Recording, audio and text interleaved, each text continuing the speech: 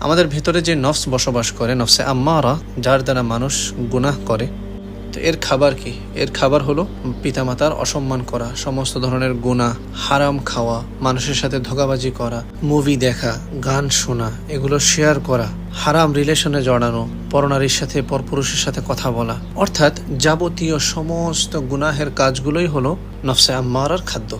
আরেকটা হলো খাওয়া দাওয়া করা। আর যে নফসে মুতমাইন্না আছে, এর খাবার কি? এর খাদ্য কি?